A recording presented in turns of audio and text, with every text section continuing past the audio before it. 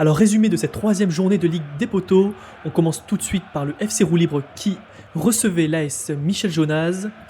Ce dernier a explosé, exterminé, écrasé le FC Roue Libre, doublé de Mofi, doublé de Mbappé, et à cela se rajoute en plus un but de Fulgini et un but virtuel de Fofana. Bref, ce club est en ce moment en feu, injouable, et ce pauvre but de Diallo n'y change rien. Résultat, 6-1 clair et net pour l'AS Michel Jonas. Ensuite, le FC Cagole recevait la New Team.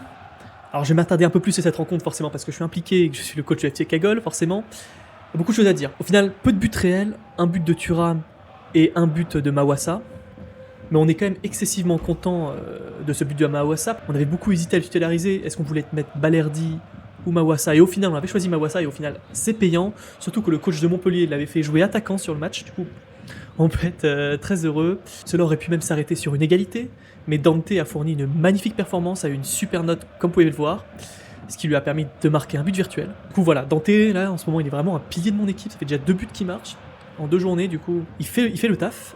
Et ça me permet surtout d'avoir une ligne de défense très élevée. Impossible à passer pour les attaquants et impossible de marquer pour mon adversaire en but virtuel.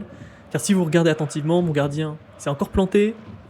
Pour info, voilà, Toulouse s'est pris une veste par Reims. Du coup, on est quand même très content. Surtout encore plus content parce que mes cadres marseillais se sont aussi pris une veste par Paris. Parisiens, à savoir Soler et Ekitike, n'ont pas joué et sont vraiment inutilisés. Du coup, c'était très chaud. On est très content, mais on a tout de même un peu peur parce qu'on voit qu'on gagne à peine contre la New Team et du coup on se demande est-ce qu'on va pouvoir accrocher les plus grosses équipes. Du coup voilà, affaire à suivre. Au final, victoire 2-1 à l'arraché et on est quand même très très content. Le FC Poto et Cambi recevait le Tabernac FC. Peu de choses à dire, le job a été fait pour le Tabernac FC. Belaïli et Barcola ont marqué. Ajaccio a fait un beau match et Amouma a quand même marqué un but virtuel pour le Poto. Et on sent tout de même que pour le FC Poto et Cambi, le coach est parti en vacances. On se demande où est Messi. En tout cas, il est toujours sur le banc. Alors est-ce qu'il va remonter la pente après ces 3 défaites? Grosse question. Mais au final, voilà, 2-1 pour le Tabernac FC. Et enfin, c'était le match du jour. Le FC Red Devils recevait le FC Bracassé. Encore une fois, peu de buts ici, mais match assez serré. Grosse performance quand même du gardien du FC Red Devils, Mandanda de Rennes, qui avec son match magnifique a décroché la note de 8, ce qui a non seulement empêché tout but virtuel, mais a aussi permis d'en enlever un à son adversaire. Cependant, grosse méforme du reste de son équipe qui n'a marqué malheureusement aucun but. Et malheureusement pour lui en face, 2 buts ont été marqués, à savoir un par Baldé de 3 et un par le Sublimito de Reims qui a fait vraiment des merveilles. Du coup au final 1-0 pour le FC Bracassé. 14 buts dans cette journée, peu de buts, mais au final, quand même un changement dans le classement. Si on y jette un œil tout de suite, on voit que l'AS Michel Jonas prend la tête de ce classement avec ses 3 victoires. Et double le FC Bracassé à la différence de buts. Et on voit déjà aussi qu'un sérieux écart se creuse entre le haut de tableau et le bas du tableau.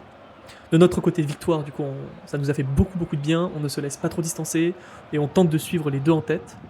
Le reste du peloton suit doucement. On le rappelle, on n'est qu'à la 3e journée, il reste encore beaucoup à jouer. Et tout est encore possible. Pour le prochain match, très grosse rencontre, surtout pour nous. Nous nous déplaçons chez le 2e, le FC Bracassé. Peut-être l'adversaire qui me fait le plus peur actuellement.